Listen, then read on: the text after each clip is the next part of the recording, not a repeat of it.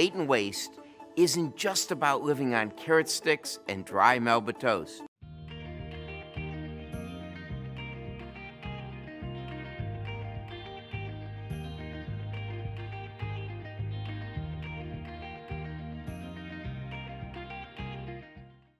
Hi, I'm Dr. Vonda Wright with a few smart tips to help you win the battle of the bulge.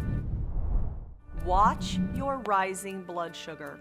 By age 30, up to 20% of women are insulin resistant, which means their bodies ignore signals to absorb blood sugar.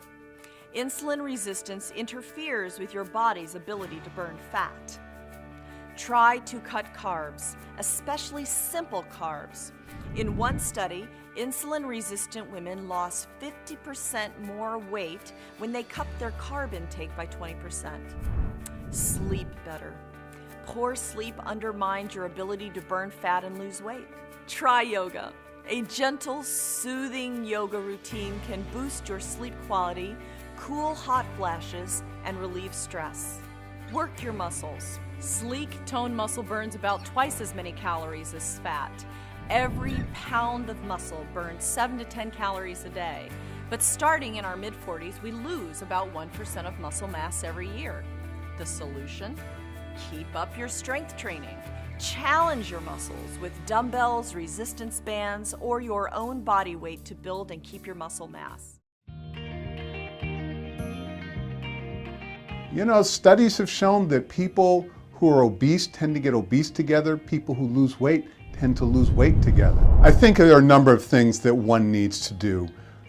I try not to go hungry. I learned that rather than starting the morning hungry, thinking I'm not going to eat, and then get home and eat ice cream and pizza and stuff, I actually eat before I get too hungry.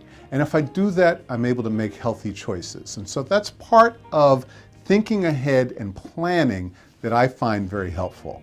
It's very useful to get a buddy, a friend, a group that you can be on this journey with together. You know, studies have shown that people who are obese tend to get obese together. People who lose weight tend to lose weight together. So I say, stick with the winners if you can. So one of the things I knew was that I love cheese. I ate cheese.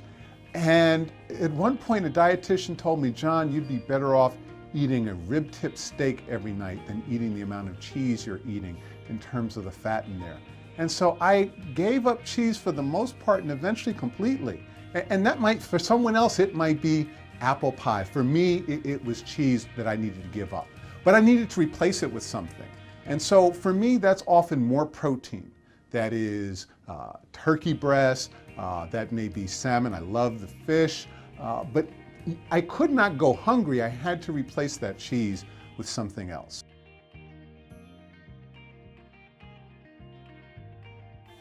Eating to lose weight and waste isn't just about living on carrot sticks and dry Melba toast. Try adding these flavorful and slimming foods to your menu. Salmon, it's rich in the omega-3 fatty acids that are so healthy. Dieters who eat egg whites for breakfast stave off hunger longer, which keeps them from eating more the rest of the day. Peanuts and walnuts are high in fat and calories, but a small daily serving keeps your waist thinner. Just remember, small means 20 dry roasted peanuts or 12 walnut halves. And make sure you substitute the nuts for high-calorie food in your diet. Munch on an apple, it's one of my favorite things, before every meal, and you'll be less likely to clean your dinner plate and someone else's.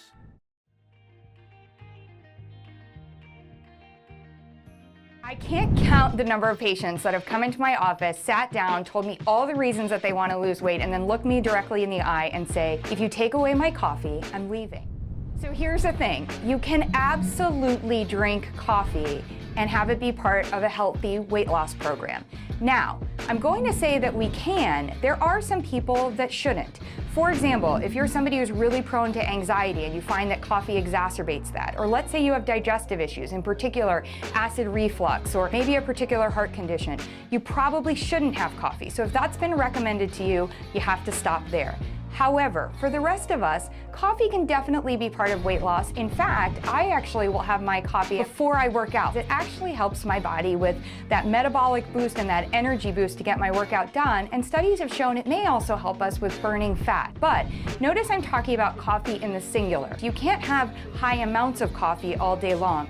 You can't replace coffee thinking that it gives you energy. Calories actually give you energy. So coffee is going to be a stimulant, but then you want to have actual food to give you lasting energy. And what you don't want to do is you don't want to have coffee going into the afternoon and especially into the evening, because it can really upset your sleep cycle. And one thing we know is no weight loss program is effective if we're not getting good quality sleep and enough sleep. So here's the thing when it comes to coffee. Pare it down, try to have your coffee before a workout, maybe reduce it to 1 cup and then have something like green tea, which also gives those fat burning benefits. And then the other big one, it's what you do to your coffee. Please do not confuse coffee with some of these drinks that happen to have a little bit of coffee in them. If there's a ton of sugar, a ton of fat, a ton of artificial ingredients in there, it is no different than a candy bar, than a cookie, than a bad for you salad. Yes, there are bad for you salads. So what you really want to think about when it comes to your coffee is keep it simple and do less of it, but enjoy it.